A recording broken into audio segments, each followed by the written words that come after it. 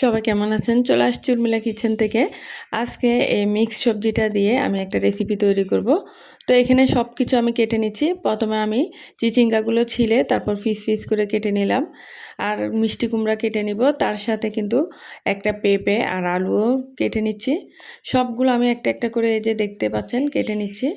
এইগুলো দিয়ে একটা মিক্স সবজি রেডি করব। এটা খুবই মজা হয়। এটা রুটি পরোটা দিয়ে খেতেও মজা, এমনিতে ভাত দিয়ে খেতেও মজা।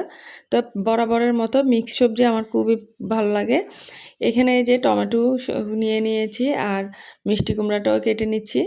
মিষ্টি কুমড়াটার ভিতরের ইয়েটা ফেলে আমি সবগুলো কেটে নিচ্ছি। পেঁপেটাও দেখেন আমি এভাবে এরকম কিউব আকারে কেটে নিলাম। তো আমার কাটাকুটো শেষ, এখন আমি ধুয়ে রেডি করে নিয়েছি। তো একটা পাতিল বসিয়ে দিয়েছি, এখানে একটু তেজপাতা দিয়ে তারপর ফোড়নের জন্য এখানে রসুন কুচি দিয়ে দিলাম। এরপর রসুনটা একটু সামান্য লাল লাল হয়ে আসলে এখানে অনেকগুলো আমি পেঁয়াজ কুচি দিয়ে দিচ্ছি।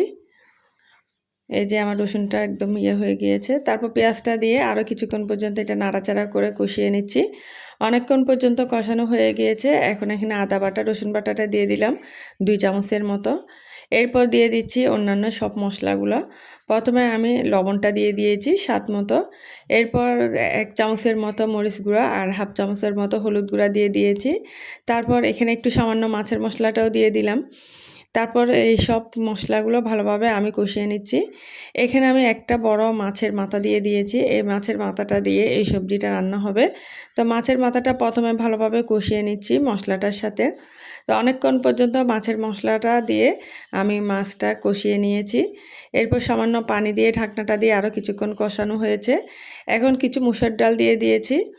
এই সবজিটার সাথে একটু মুসুর ডালও দিয়েছি।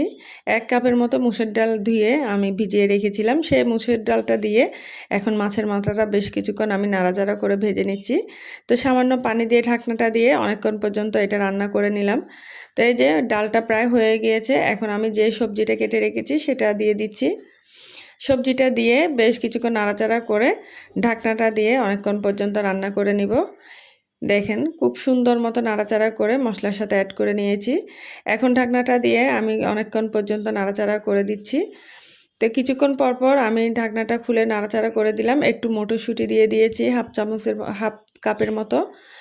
এখানে মটরশুঁটিটা দিয়ে বেশ কিছুক্ষণ নাড়াচাড়া করে ঢাকনাটা দিয়ে রান্না করে নিলাম। এখন আমার এটা প্রায় কষানো হয়ে গিয়েছে। এখন আমি ঝোলের জন্য পানিটা দিয়ে দিচ্ছি।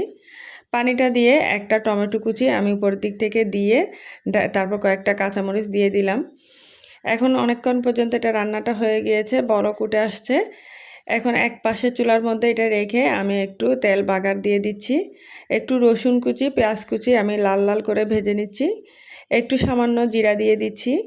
আস্ত যে জিরাটা ছিল মিষ্টি জিরা, সেটা দিয়ে একটু নাড়াচাড়া করে আমি এখানে যে পেঁয়াজ রসুনটা এটা বেরেস্তার মতো করে নিচ্ছি। নিয়ে এটা ফোড়নে দিয়ে দিচ্ছি। দেখতে পাচ্ছেন এটা আমার হয়ে গিয়েছে। এখন এটা আমি ফোড়নে দিয়ে একটু ধনিয়া পাতা দিয়ে নাড়াচাড়া করে আমি নামিয়ে গরম গরম পরিবেশন করব। তো সবার কেমন লেগেছে অবশ্যই জানাবেন। ভালো লেগে থাকলে লাইক কমেন্ট শেয়ার দিয়ে